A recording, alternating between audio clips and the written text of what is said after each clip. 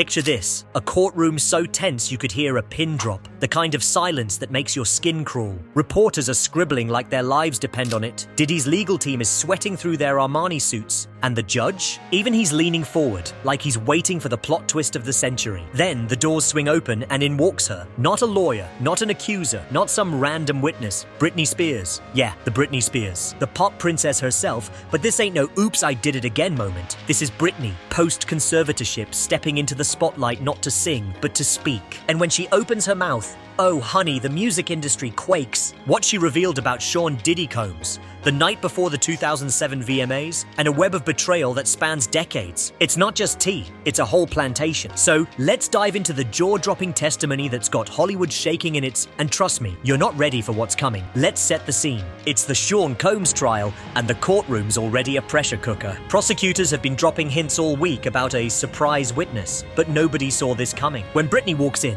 it's like someone hit pause on reality. They're exchanging glances like kids caught cheating on a test. Sean himself shifts in his seat, whispering something to his attorney, probably along the lines of, who let her in here? But Britney, she doesn't even glance his way. Not yet. She clears her throat, leans into the mic and says, I was told to stay quiet for most of my life. I was told it was for my protection, but that wasn't true. And now, I'm done being quiet. Boom. The courtroom goes silent. Cell phones stop buzzing, reporters' laptops snap shut, and even the air feels heavier. Britney's not here to play. She's not just another celebrity caught in Diddy's orbit. She's a survivor of a system she says was designed to break her. Let's rewind to September 8, 2007, the night before the MTV Video Music Awards. It's supposed to be a chill vibe. Just drinks, fun, a few celebs mingling. Cassie's celebrating her 21st birthday. Cameras are flashing, and Diddy's holding court like the king of the VIP section. Britney's there because, well, she's Britney Spears, and this is her big comeback moment. She tells the court she only planned to pop in, make an appearance, and bounce. She's got a performance to nail after all. But then Diddy hands her a glass of champagne,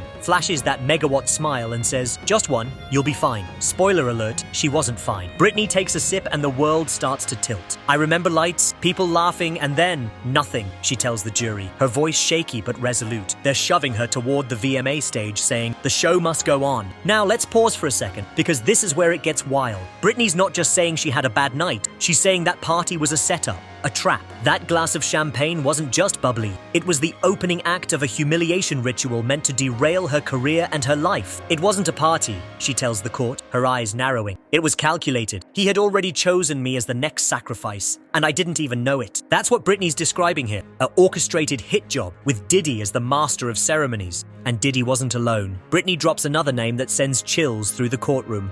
Robin Greenhill. If that name sounds familiar, it's because she's been named in lawsuits tied to Diddy's alleged sex trafficking network, accused of handling payments to workers in his orbit. Britney says Robin was there that night, lurking in the shadows, observing everything. She was always in the background at these parties, Britney testifies, silent, watching. And when things went south, Robin was the one who ushered Britney into a VIP lounge with Diddy, right before the world went dark. Here's where it gets even crazier. Britney says after that one glass of champagne, she didn't just feel drunk, she felt disconnected. Her vision blurred, her balance was shot, and she heard someone say, she's done, followed by laughter. Laughter. When she woke up the next morning, her team brushed it off, telling her she was being dramatic. But Britney knew something was wrong. I wasn't hungover, she says, her voice cutting through the courtroom like a knife. I was tampered with. Fast forward to the VMAs, September 9th, 2007. If you were alive back then, you remember this performance. It's the one the tabloids tore apart.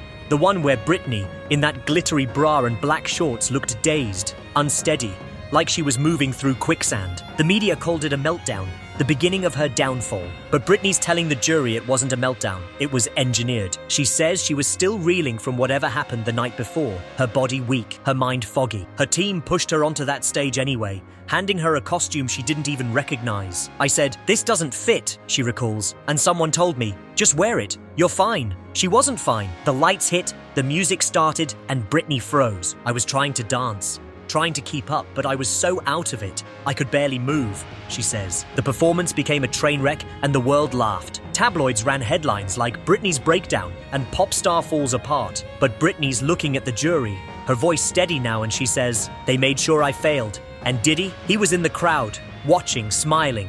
Not surprised, satisfied. Oof, let that sink in. She's saying Diddy wasn't just a bystander. He was the architect of her public humiliation, and it didn't stop there. After the VMAs, the narrative shifted overnight. One bad performance became, she's out of control. The media frenzy kicked into high gear. Rehab rumors, custody battles, and then the big one, the conservatorship. Britney says it was all part of the plan. They humiliated me on purpose, she tells the court. Broke me in front of the world, and then used that to lock me away. And then she drops the bomb that makes the courtroom gasp. Looking right at Diddy, she says, you started this, and now I'm ending it. Mic drop moment, right? But Britney's not done. She shifts gears and her voice takes on a new edge. Not just pain, but fury. She starts naming names, and oh boy, do those names hit like grenades. Lou Taylor, Robin Greenhill, TriStar Entertainment. If you followed Britney's conservatorship saga, you know these names are the unholy trinity of her nightmare. Lou Taylor, she says, was the mastermind, the one who orchestrated the conservatorship that stripped Britney of her freedom for 14 years. Robin Greenhill was her shadow,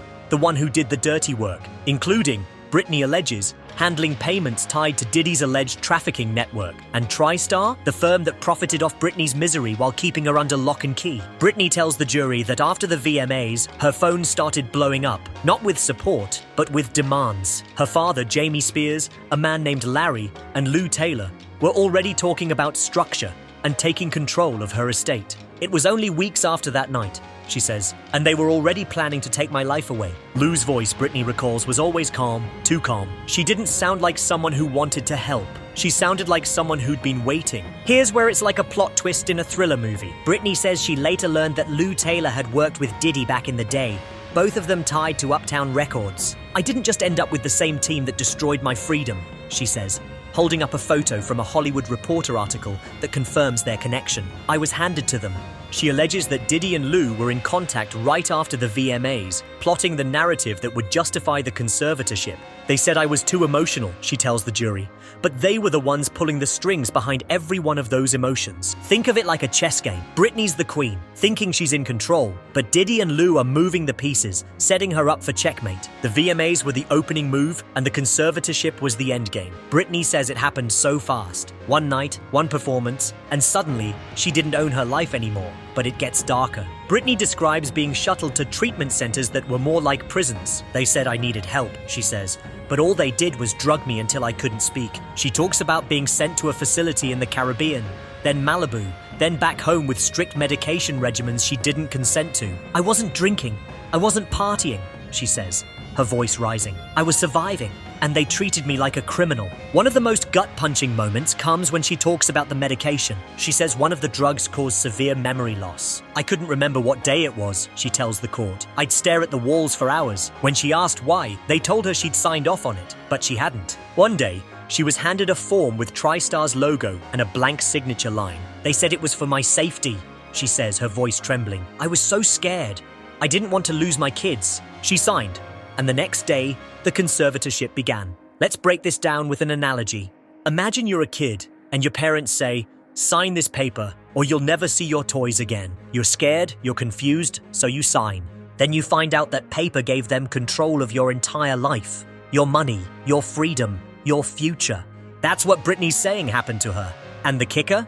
She alleges Lou Taylor funneled hundreds of thousands of dollars from her estate into accounts controlled by TriStar, with Diddy's financial advisor copied on the emails. Ask yourself, Britney says, looking at the jury, why was my money connected to the man who gave me that drink? She paints a picture of a life under surveillance. Cameras in every room, even her bedroom, her phone, her Google searches, even her messages to her kids were monitored. If she looked up her own name too many times, they'd lock her iPad. Black box security, hired by her father, worked with TriStar to track her every move. And Robin Greenhill. Britney says she created mirrored iCloud accounts to spy on everything she did. They didn't just track me, Britney says, her voice dropping to a chilling whisper. They recorded me. The courtroom freezes when she says this. She claims there were tapes of her rehearsals, her breakdowns, her weakest moments. One tape, she says, showed her crying during the VMA rehearsal, saying, I can't do this. Something's wrong with me. That footage was used to prove she was unstable. And the security footage from Diddy's party? She asked for it, but was told it didn't exist. But now, she says, staring at Diddy, I believe it does. I believe it was saved, maybe even used. This is where it feels like we're in a Hollywood conspiracy movie. But it's real. Britney says a former TriStar employee contacted her anonymously during her final months under the conservatorship. They claim to have seen security footage from that night at Pure nightclub. In it, Britney's dancing, drinking from a flute, handed to her by a man in a grey suit, someone she later identified as one of Diddy's assistants. She starts to stumble, sits down, looks disoriented. A group of men surrounds her, and then she's led out of the frame. The footage cuts off, but Britney says it's proof she didn't leave that club on her own. And where did that footage go? Not to hotel security, she says, but straight to Diddy. Even wilder, she claims TriStar had dozens of tapes like this, not just of her, but of other artists. They called them insurance reels, she says, trembling. They filmed girls at parties, at hotels, in bathrooms, and Diddy had access to all of it. She pauses, looks at the jury and says, do you understand now why I couldn't get out? Why every time I tried to speak, they had something to hang over me? By this point, the courtroom's a powder keg. Britney's voice is steady now, laced with fury. I am not crazy, she says, looking at the judge, then the jury. I was caged. She describes 14 years of being monitored, soon 7. Her calls recorded, her kids taken, her earnings siphoned off to a network of corporations, all tied to TriStar, and, through TriStar, to Diddy. I lost $100 million while locked in that cage, she says. They said it was to protect me, but what they were really protecting was their system. Then comes the moment that stops everyone cold. Britney pulls out a folded, worn-out note, handwritten in 2009. She says it's a letter she wrote to Diddy but was never allowed to send. She reads it aloud. I hope it was worth it, whatever they promised you, because you helped them hurt me. And I don't know if you'll ever admit it, but I know you did. I saw it in your face the night you toasted me before the VMAs. You knew I was being set up and you smiled. The room is so quiet you could hear a heartbeat. Diddy doesn't move. Britney folds the note, slips it back in her pocket and says, I'm not doing this for money. I'm not doing this for fame. I'm doing this because I want my kids to know the truth. I want them to know their mother wasn't a failure. She was framed. She turns to the judge, her voice cracking but strong. For 14 years, I begged for someone to listen. Now you have. Don't look away again. And with that, Britney Spears stands up,